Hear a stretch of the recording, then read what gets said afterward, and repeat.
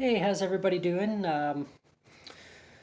Hopefully everybody's being safe with COVID and everything that's still going on. 2021, everyone.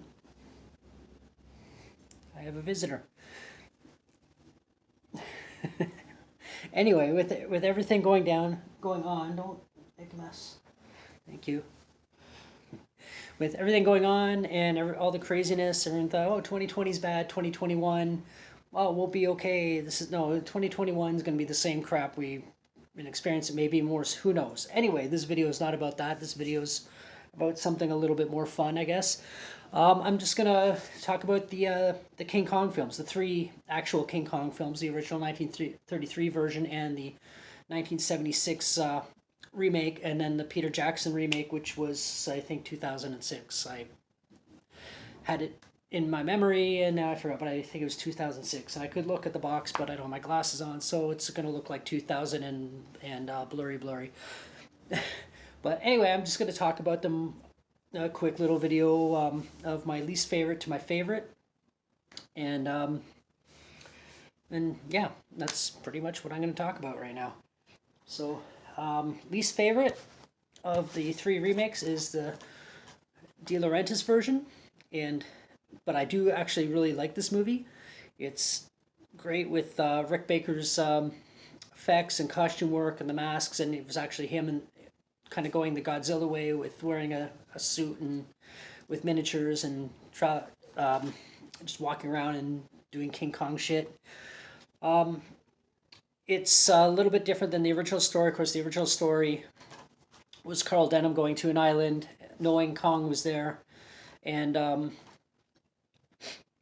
well, knew of Kong, wasn't quite sure what Kong was, but going there to make a movie essentially because he was a filmmaker, made movies about wild animals and other things.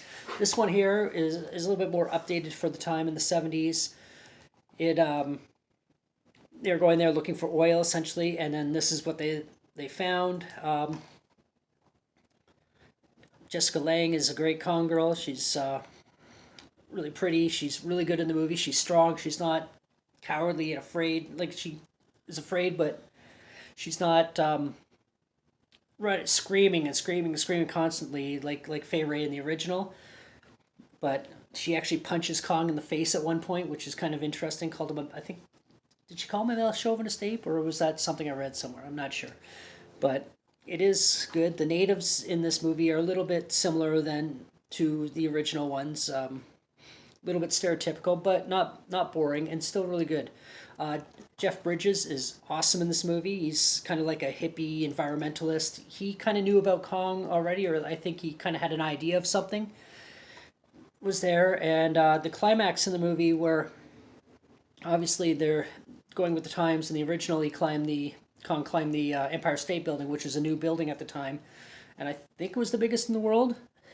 Definitely the biggest in North America, and climbed that, and we all know how that ended. Fell down when he was shot down by the planes, and this one here he gets shot down by military helicopters after climbing the World Trade Center, which were brand new buildings. We know they're not there anymore, but brand new buildings at the time, and they were reminiscent of some mountains or something that Kong was living at, or where he lived on the island, on Skull Island. But yeah, it's a good movie. It's entertaining. It's a little bit campy. It is my least favorite of the three. But that doesn't mean I don't like it. Because if I didn't like it, I wouldn't have a copy of it. Anyway, moving on. Second favorite is oh, I also wanted to talk about what's inside the DVDs. This one's very basic.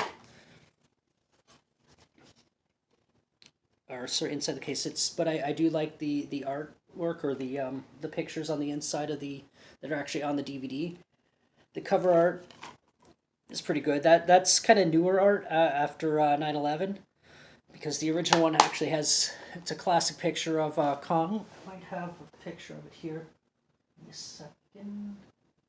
And here we go. King Kong book. That was the original artwork of King Kong straddling the World Trade Center. But out of respect, since 9/11, they changed it to this here, just not to seem heartless or cold, or just to respect the people that did die that morning. And anyway, moving on to the next one is Peter Jackson's King Kong. Now I know a lot of people really love this movie, especially people younger than myself, that this is their Kong of their generation. This is the one from my generation, being born in the 70s, but people that were born in the 90s and didn't grow up with that King Kong or the original King Kong. This is probably the one they favor. It is a really good movie. There's a lot of stuff in it I don't like. The CGI, well, the Andy Serkis motion capture stuff is amazing. Andy Serkis is really awesome at his craft. You know, you've seen him as Gollum, you've seen him as this, you've seen him in the Planet of the Apes movies. He's just an amazing talent, and he actually has two roles, because he also plays, I think, the chef in this movie, or the cook on the ship, and he's really got the facial expressions down just for that character as his own face. So he is incredibly talented, and in a lot of ways, aside from being King Kong, he does make the movie in a lot of ways in that regard. Just his personality. He's not as himself. He doesn't have a ton of screen time, but he does play that character well. Things I like about this movie, like I said, is Andy Serkis's work. The CGI looks realistic for the most part. It's well done. I like the fact that that Carl Denham, Jack Black's character, didn't know Kong was there, and he discovers it later on, and you see his face grimaces when he first sees Kong after Anne has been taken away by Kong. So you know he didn't get it, or he didn't know it was there, but he was there for the same reason. He knew something was there, some dinosaurs or whatever, and he wanted to make a movie. It's very reminiscent of the original, which I do like. There's a lot of filler in this movie that I think just drag the movie on, and after you've seen it a couple times, it gets a little bit boring. The Brontosaurus chase, or whatever those dinosaurs were, the CGI looks good, but the green screening is terrible. There's no shadows. It just, everything looks out of place, and it doesn't look believable. It almost looks cartoonish. Nothing against Peter Jackson. I love Peter Jackson. He's amazing. He's like, this isn't a terrible movie. His Lord of the Rings movies are great. Even the stuff he did, like Dead Alive, is hilarious. Bad Taste, like the stuff before he became super famous and he was making these lower budget, really iconic cult films. So I'm not knocking him at all. It's just, this film is just so long. There's so many throwaway characters, like after they get on the ship and then, or on the boat, and then they get to the island, and just characters that are basically set up to die.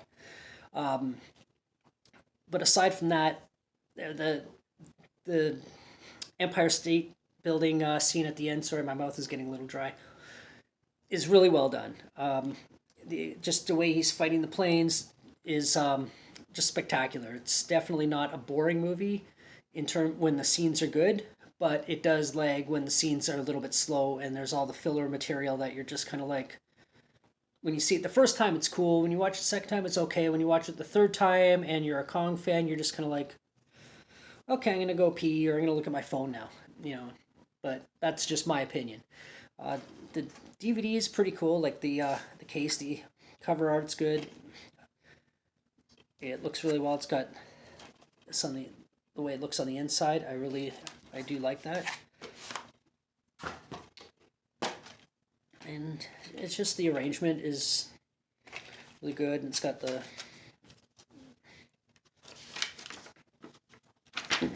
inlay card, just kind of cool. But I again, if I didn't like the movie, I wouldn't own a copy of it. I do enjoy it once in a while. Naomi Watts as the Kong girl. She, in my opinion, is one of the most beautiful women I've ever seen in Hollywood. She is stunning. So she definitely makes the movie a little bit more entertaining if you're a fan. So, and I got a bit of a fanboy crush on her, so that's, Anyway, number one, the original 1933 King Kong. Willis O'Brien's special effects. We got Marion Cooper and Get all my glasses on. I feel stupid because I can't think of his name.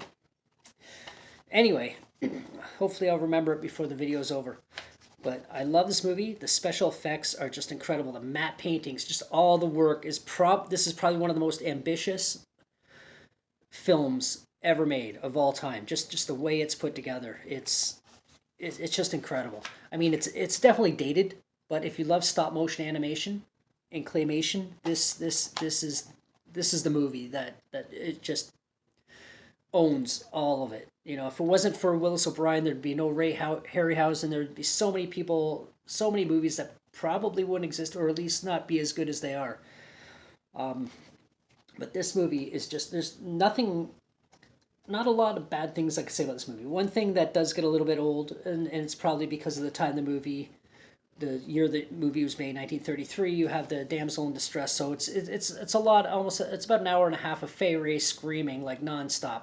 If you can get around that, then it's great. And Fay Wray is also, like, she's amazing. She's beautiful. When you see her in the beginning of the movie before, and they're not even on the ship yet, and you just see her being desperate, stealing the apple and everything else, you can just see how talented and amazing she was in this movie.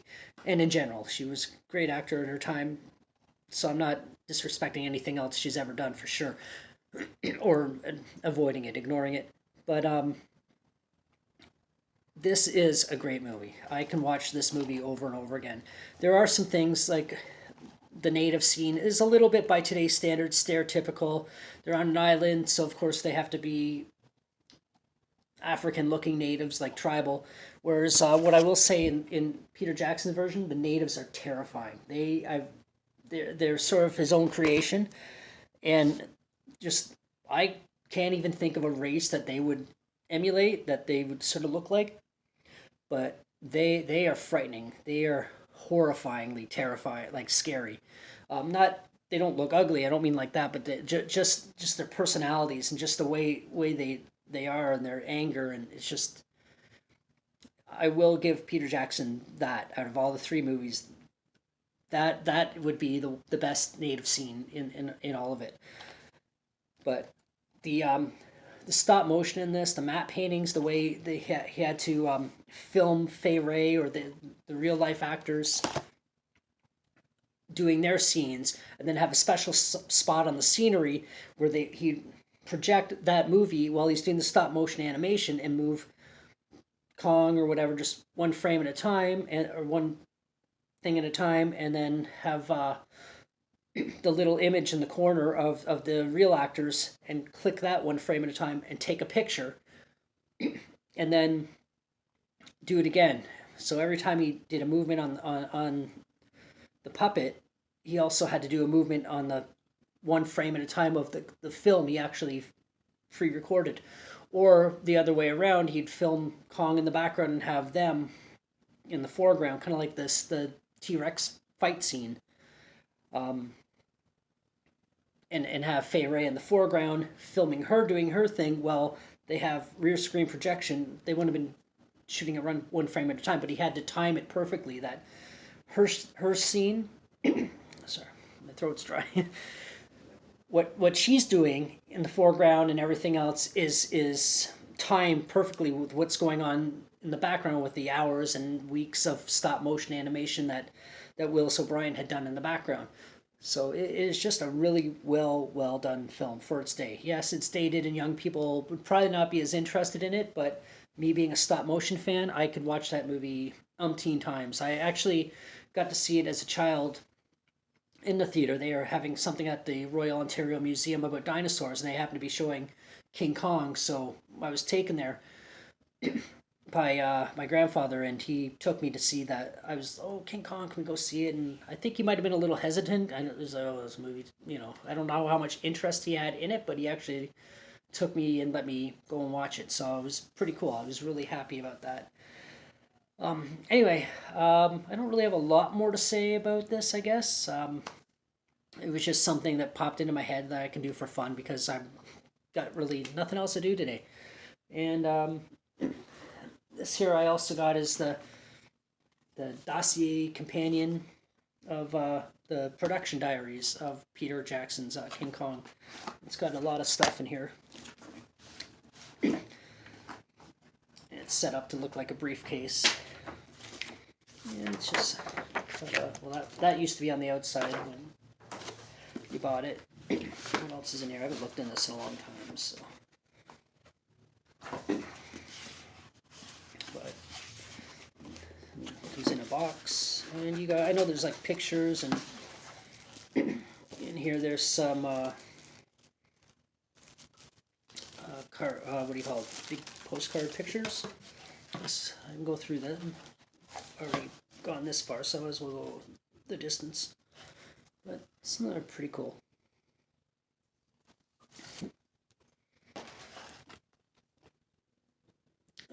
See that okay? Is it upside down? No.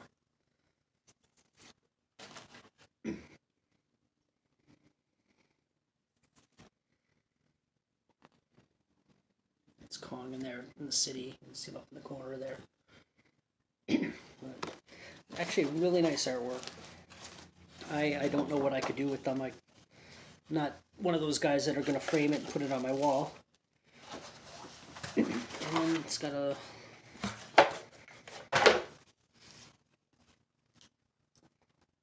little booklet of production notes, and oh yeah, and then of course the DVDs, which are basically really extended making of video, and it's pretty good. I've watched it once or twice, but I do like it.